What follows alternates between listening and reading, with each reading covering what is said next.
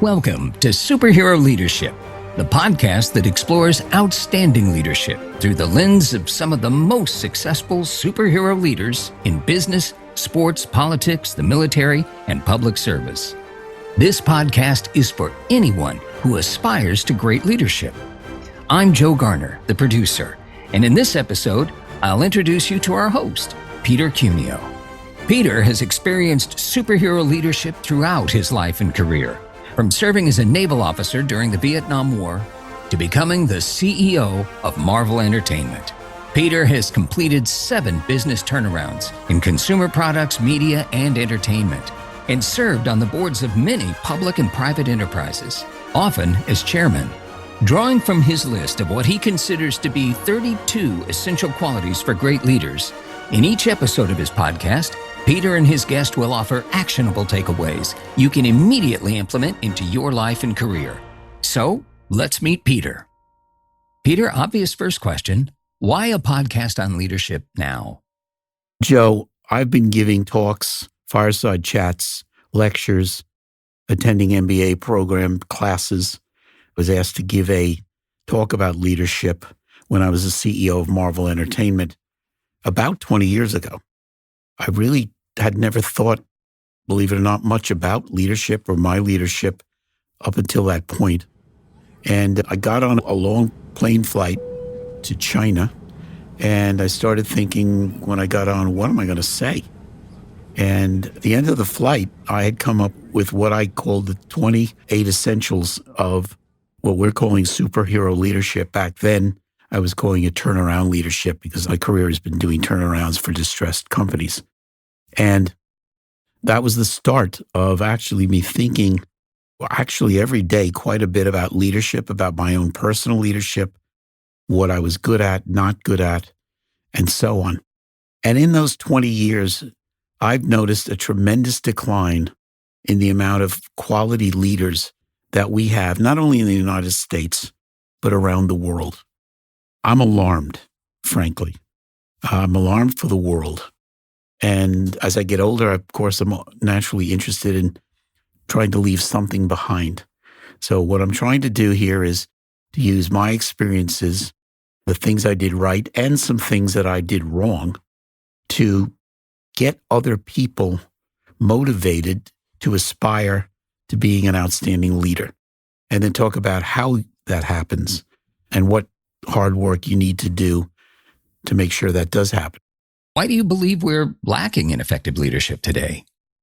Because today, actually learning the instincts that you need to be a good leader is very hard to do.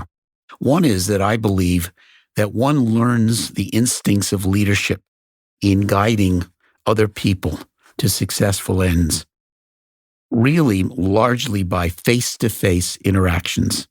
And there's much less face-to-face interactions in the world today.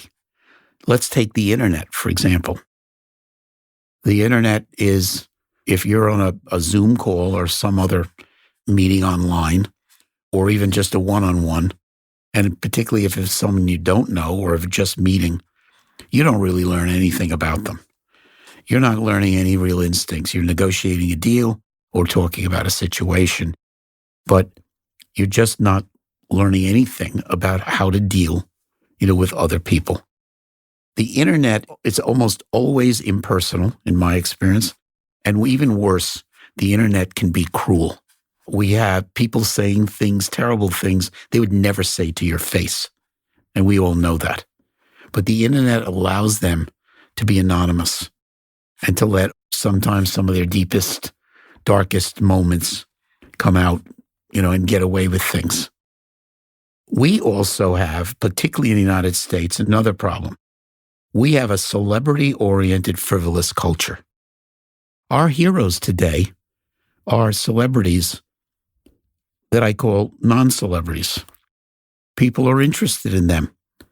We don't have a lot of people we look up to, in my opinion, for the right reasons. The last thing I would mention on all of this is COVID. Remember I said that you learn leadership and learn how to interact positively with other human beings by face-to-face interaction. Well, COVID made that even worse than it is, particularly for young people going to school. They didn't go to school. They didn't get that social interaction at a young age that's so important, that gives them confidence in themselves over time and causes them to have generally optimistic outlooks. We're not getting that. So look, for all of these reasons, as I said, I'm very concerned. Based on some of the things I noted in the introduction, I kind of think we know the answer to this, but why do you feel you are particularly qualified to do a podcast like this? Looking back on, again, my life, both personal and professional, it's been a life of adventures. I've had a lot of different leadership challenges. I've been engaged in various industries, some of which were very different from each other. So I've come up against some very difficult situations. And generally it's worked out well, but yes, I've made some mistakes along the way, which I'll talk about. Of course, when I really started to learn about leadership was my time in the U.S. Navy in the Vietnam War, where I was a naval officer on a guided missile destroyer, and then subsequently in my professional career and so on. So I've also been able to become, I think, friendly with a lot of very good leaders who are out there, and they are going to be on the show talking about their experiences. How did your experience in the military affect your views on leadership? When you go in the military, and I was in the Navy, but I'm sure this is true of all the military arms, and you're a young officer, you actually get a tremendous amount of responsibility for your age. And in my case, I was assigned, actually requested, and was lucky enough to get my request. I requested when I graduated from Officer Candidate School to go to a destroyer in the Pacific. And I actually was assigned to a ship, the USS Joseph Strauss, in the Navy parlance, DDG-16, which was a guided missile destroyer, homeported in Pearl Harbor. The ship had 300 sailors, 20 officers, weighed 20,000 metric tons. In terms of armament, we had two 5-inch 54 caliber rapid fire mounts that had a maximum range of 11 miles and could fire around every 1 second. We also had something called ASROC, which is anti-submarine rocket, which was basically depth charges that were nuclear tipped, that would take out everything in the ocean for a mile around. Luckily, we never had to use them. I'm not sure they ever have been used, but we had them. The North Vietnamese didn't have submarines, so there was really no danger in that particular case. And we were a guided missile destroyer because we had what was then called the Tartar missile, which is an anti-aircraft missile with a range of 20 miles. And I did 2 tours in the Vietnam War. On the first tour, I was damage control officer, and the second tour, I was communications officer. So I reported to my ship, happened to be offshore North Vietnam. When I got on the ship, I actually heloed from a carrier. He dropped me on the stern on what we call a fantail of the ship. They didn't land. They couldn't land. There was no space to land. So I just came out of the sky. And I was very green and very young. But the ship driving duties involve practicing driving the ship and getting qualified as what's called the officer of the deck. The officer of the deck is actually the officer that does drive the ship, that does give the orders to the helm and so on. And I was asked to stand watches on what's the mid-watch. The mid-watch is midnight to 4 a.m. in the Navy. And our mission at that particular time was called plane guarding.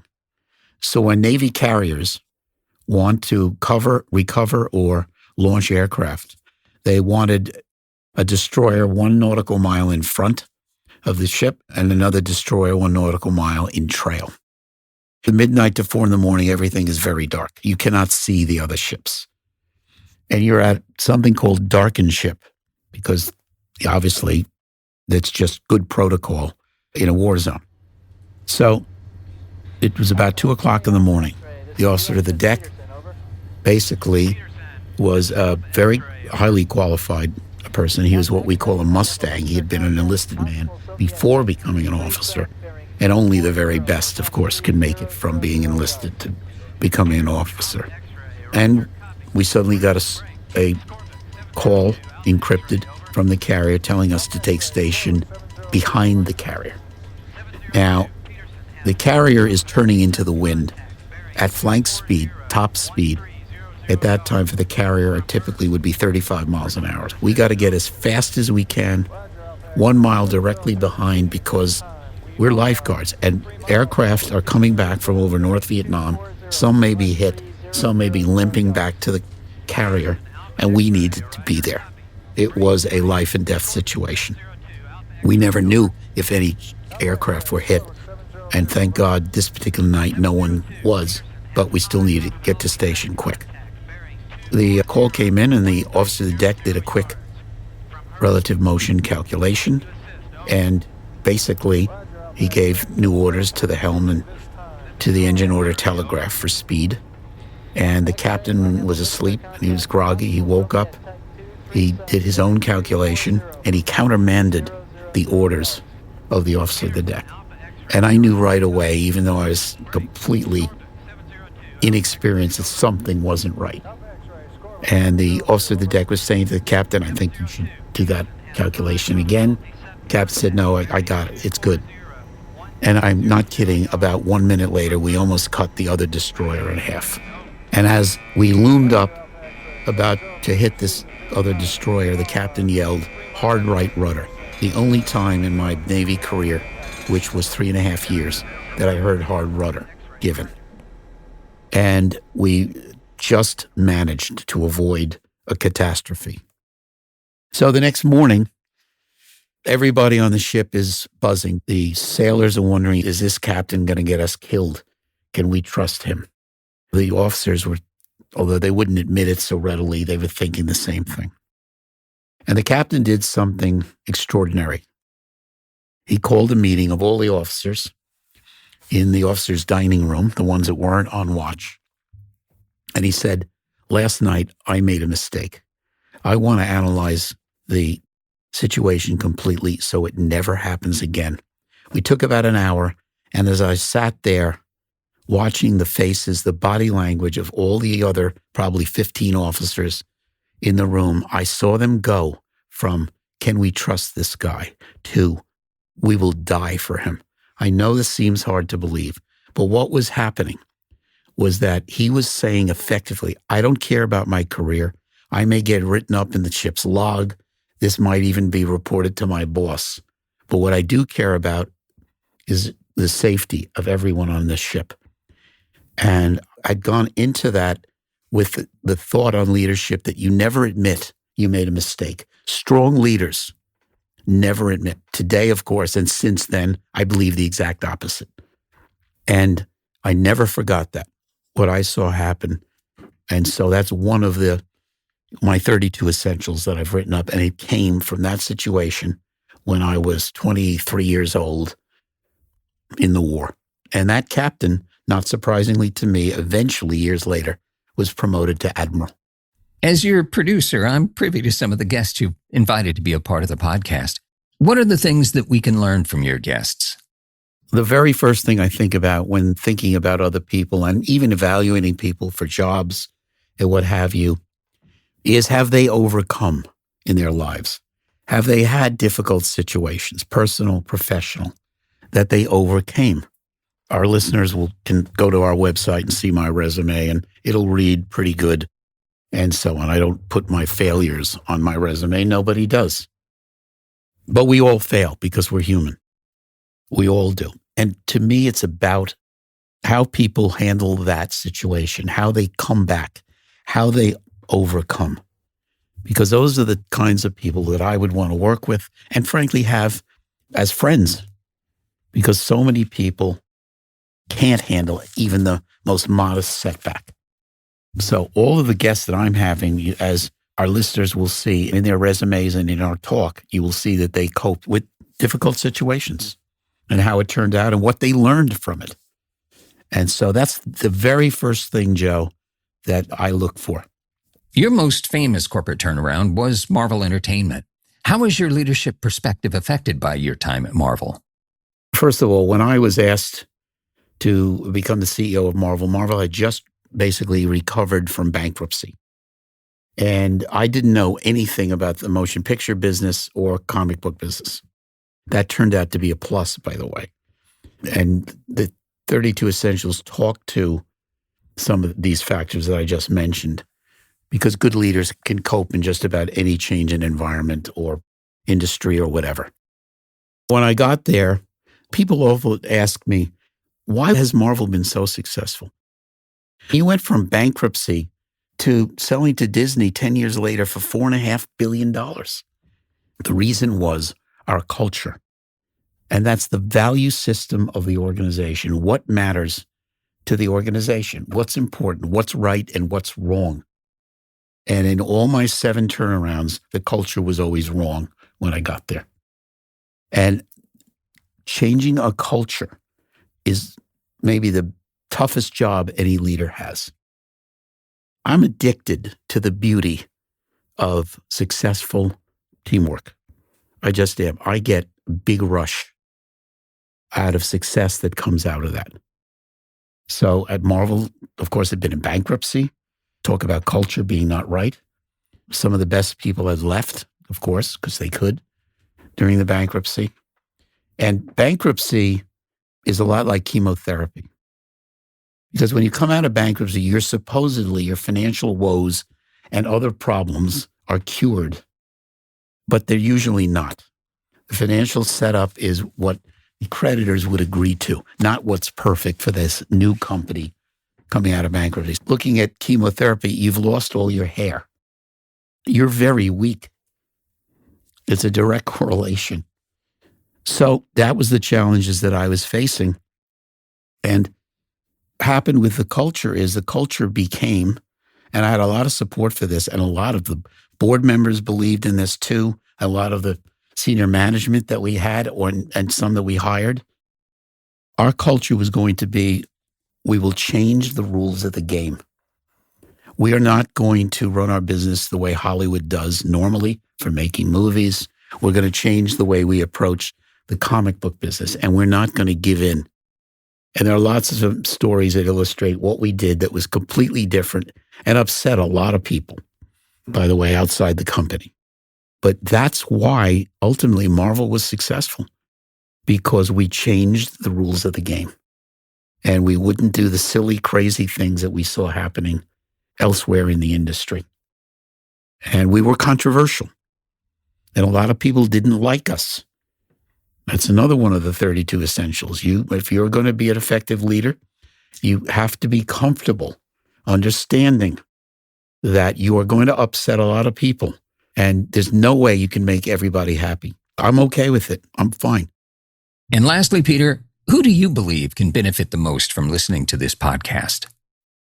Of course, I'm doing this because I want to encourage people of all ages, by the way, of all ages, who aspire to becoming very good leaders. So that's who this podcast is for. You could be 13 years old, or you could be 70. And you could be in a profit-making company or nonprofit. You could be in a public company or a non-public company. You could be in a fundraising company. You could be a teacher. You could be whatever. All of the 32 essentials fit all those circumstances.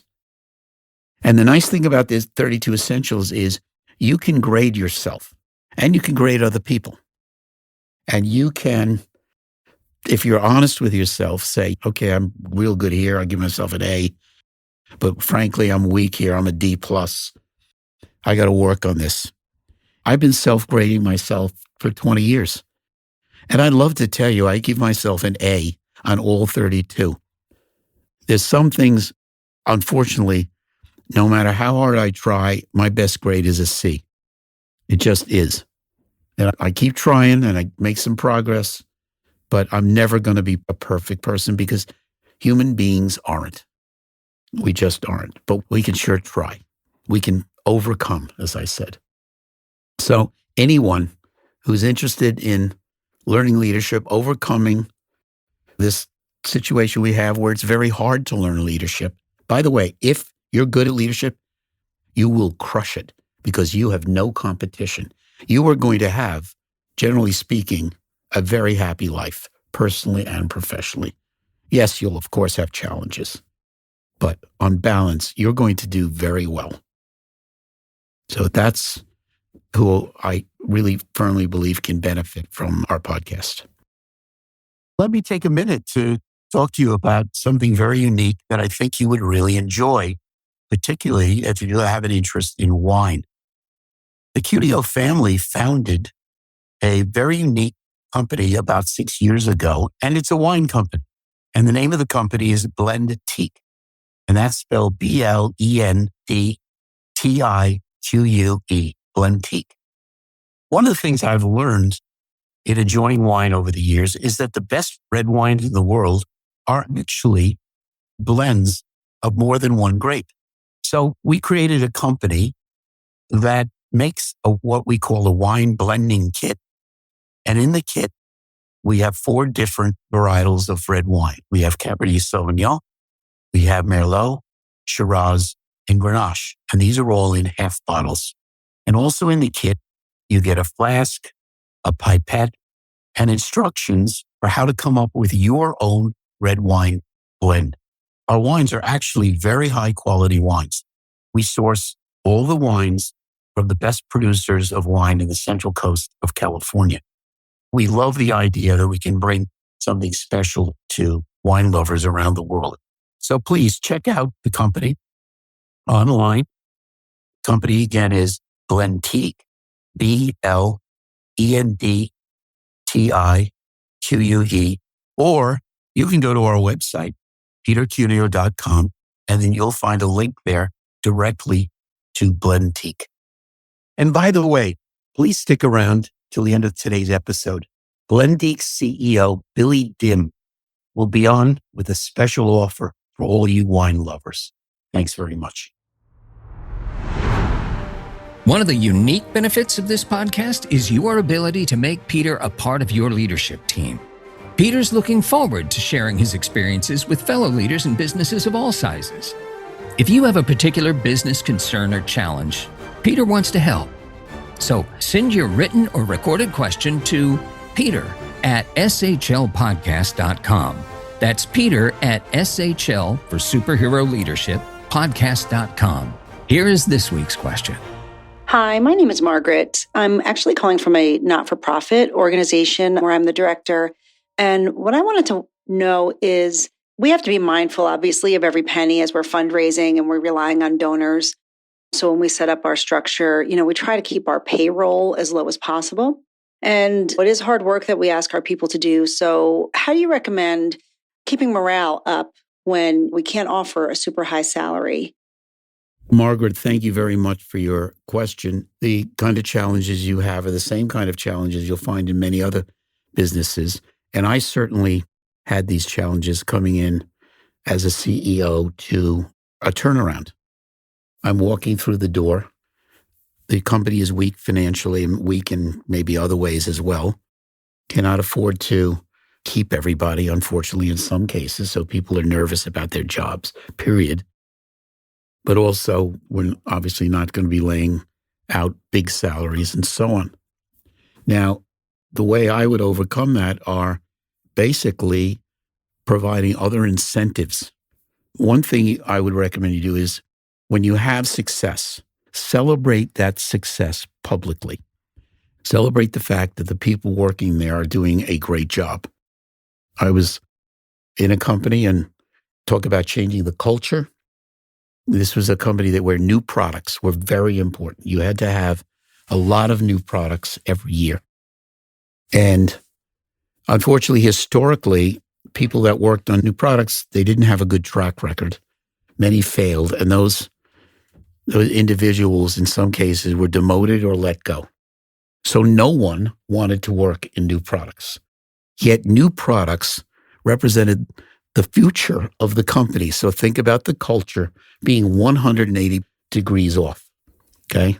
I had to think about, okay, how do I make new products the place where everybody wants to work? We had a big meeting of all the employees, and we had one very successful new product. And new products in any company are a function of manufacturing, quality control, marketing, sales, finance, all those entities working well together. Otherwise, it doesn't happen.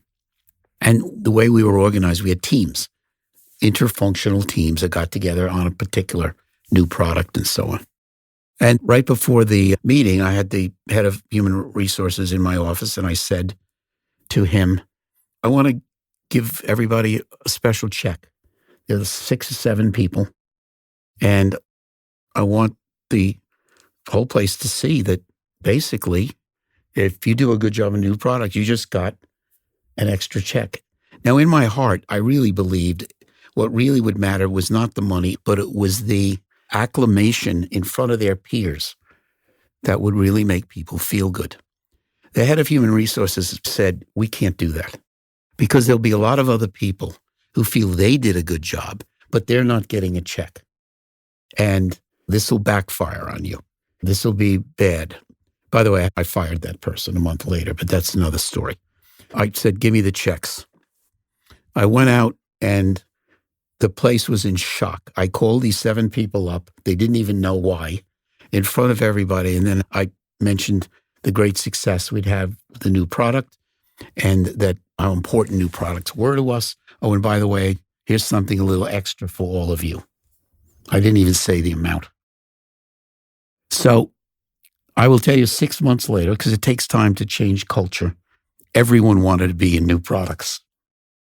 I know, Margaret, this is a long answer to your question, but really, it's not always about money. It's about working in a great organization with the proper culture that makes you feel good. It does. And it's also about people that do well getting rewards, both psychosomatic as well as monetary. I hope that answered your question. That's it for this episode of Superhero Leadership. As you can tell, Peter is passionate about helping you develop and sharpen your personal and business leadership skills. In upcoming episodes, you'll join Peter for insightful conversations with some of the top leaders in their fields, sharing techniques and insights you can immediately implement into your business. Be sure to like and subscribe and leave us a comment. That way, you'll get an alert for our new episodes.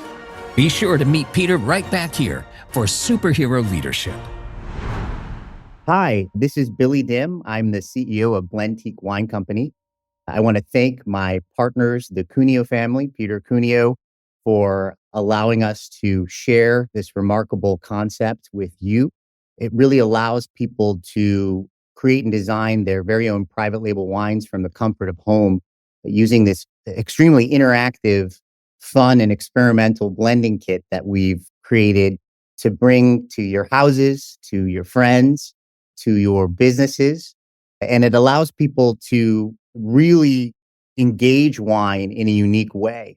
It gives them the opportunity to experiment with premium single varietal wines, utilizing our unique blending kit that also includes the tools you need to facilitate this really fun and interactive experience. Just imagine inviting a few friends over to experiment with different single varietal wines to then actually have this fun and unique blending experience where you can compete with one another to create your ideal recipes. And once you've conceived of something that each of you really enjoys, you can then upload that favorite recipe online, design your unique label, and order your very own custom labeled product. Today, we are offering a very special discount to the Superhero Leadership listeners.